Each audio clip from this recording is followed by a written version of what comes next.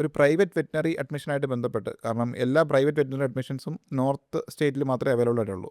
അപ്പോൾ ഈ private veterinary admission എടുക്കുന്നതിന് മുമ്പ് നമ്മൾ നേരിട്ട് കോളേജ് വിസിറ്റ് ചെയ്യേണ്ടതിൻ്റെ ഇമ്പോർട്ടൻസ് അതാണ് നമ്മൾ ഡിസ്കസ് ചെയ്യുന്നത്. അതെ, നമ്മളൊരു 5.5 കൊല്ലം ഒരു ലോങ് ഡ്യൂറേഷനാണ്. അത് നമ്മുടെ നാട്ടിലല്ല, വേറൊരു നാട്ടിൽ പോയി പഠിക്കുകയാണ്.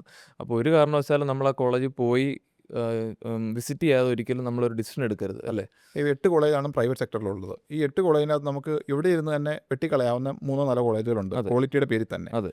ബാക്കിയുള്ള 4 വിസിറ്റ് ചെയ്യാൻ വേണ്ടി വി ക്യാൻ അറേഞ്ച് യു ഇന്നെ ഒറ്റ ഒരു സർക്കിളിൽ ഒരു 2 days മാറ്റി വെച്ചാൽ വിസിറ്റ് ചെയ്യാൻ പറ്റും. സോ അത് ചെയ്യണം. അത് ചെയ്തിട്ടേ നിങ്ങൾ അഡ്മിഷൻ എടുക്കാവുള്ളൂ. ഇപ്പം നിങ്ങളെ ഈ ഒരു ഫീൽഡിൽ വർക്ക് ചെയ്യുന്നവർ വിളിക്കുന്ന ഒരു സ്പെസിഫിക് കോളേജ് പറഞ്ഞായിരിക്കും, ഇന്ന കോളേജ് നല്ല അടിപൊളിയാണ്, ഫീസ് കുറവാണ് എന്ന് പറഞ്ഞായിരിക്കും വിളി. പക്ഷേ ആ ഒരു കോളേജ് മാത്രമല്ല, ആ കോളേജ് അവസാനം പോയി വെക്കാണ്ട് അതിന് മുൻപ് മറ്റു കോളേജുകളെല്ലാം പോയി വിസിറ്റ് ചെയ്യുക, അല്ലേ? കാരണം അവർക്ക് ആ കോളേജായിട്ട് മാത്രമേ കണക്റ്റഡ് ആയിട്ടുണ്ടാവുള്ളൂ. അവരും കണ്ടിട്ടുണ്ടാവില്ല ആ കോളേജ്. അവർക്ക് ആ കോളേജായിട്ട് മാത്രമേ കണക്റ്റഡ് ആയിട്ടുണ്ടാവുള്ളൂ.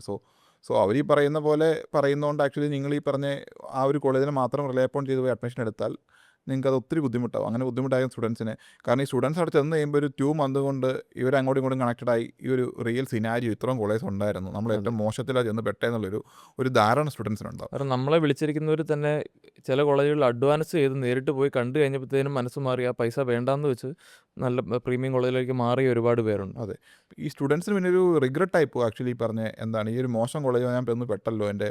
കാരണം വെറ്റിനറിയെ സംബന്ധിച്ച് മാർക്കൊരു പ്രശ്നമേ അല്ല. നിങ്ങൾ നീറ്റ് ക്വാളിഫൈഡ് ആണെങ്കിൽ നിങ്ങൾക്ക് ഏത് കോളേജിൽ അഡ്മിഷൻ കിട്ടാനുള്ള പോസിബിലിറ്റി ഉണ്ട്. Choose the best. അതാണ്. ഇപ്പോൾ ഒരു 10 ലക്ഷം രൂപ നമുക്കൊരു സേവ് ചെയ്യാൻ പറ്റുന്നുണ്ട്, പിന്നെ നമുക്ക് ഈ ഒരു സഹിക്കുന്നതിൽ എന്തെങ്കിലും അർത്ഥം ഉണ്ടെന്ന് വിചാരിക്കും. പക്ഷേ ഒരു 50,000 60,000 രൂപയ്ക്ക് ഒരു വർഷം വ്യത്യാസമുള്ള ഈ കോളേജുകൾ തമ്മിൽ.